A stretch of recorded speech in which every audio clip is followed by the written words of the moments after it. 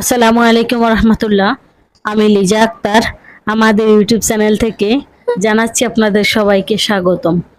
আজকের ভিডিওতে আমি আলোচনা করব গুড়মার গাছের উপকারিতা নিয়ে।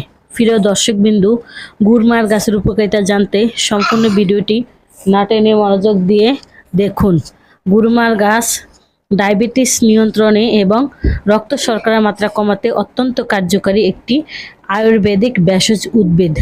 হিন্দি শব্দে ঘুরমার এর অর্থ হলো চিনি বিনাশকারী। আয়ুর্বেদ শাস্ত্রে একে মধুনাশিনী ও বলা হয়ে থাকে। ঘুরমার গাছের প্রধান উপকারিতা হলো শর্করার মাত্রা।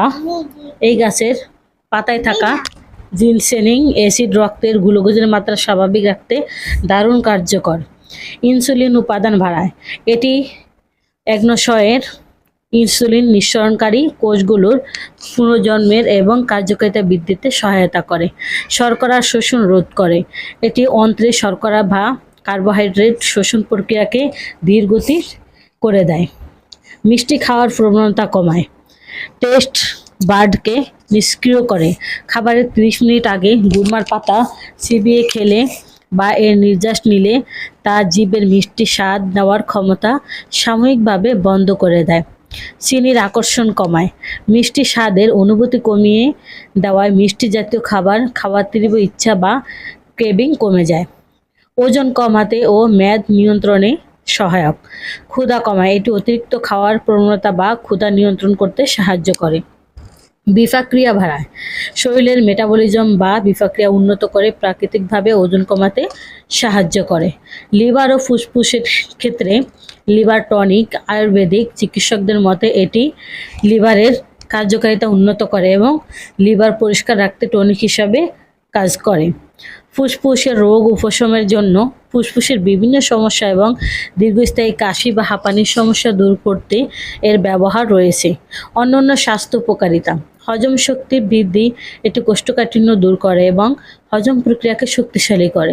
প্রাকৃতিক ডিটক্সিফায়ার থেকে শরীর থেকে ক্ষতিকর টক্সিন বা বর্জ্য পদার্থ বের করে দিতে সাহায্য করে। অ্যাডফোটোজনিক গুণ: শরীরের রোগ প্রতিরোধ ক্ষমতা বাড়ায় এবং মানসিক বা শারীরিক চাপের সাথে খাপ খাইয়ে নিতে সাহায্য করে। সেবন পদ্ধতি: গুঁড়ো বা পাউডার। সাধারণত নিয়ম অনুযায়ী সকাল ও সন্ধ্যায় 1 থেকে 3 গ্রাম গুঁড়োর পাতা গুঁড়ো হালকা গরম পানির সাথে খাওয়া যায়। কাত বা চা 2 কাপ পানিতে 1 থেকে 2 চামচ পাতা 10 থেকে 15 মিনিট ফুটিয়ে কাত তৈরি করে দিনে 1 বা 2-3 বার পান করা যেতে পারে। তরল নির্যাস: খালি পেটে 10 থেকে 20টি মিলি নির্যাস খাওয়া যেতে পারে।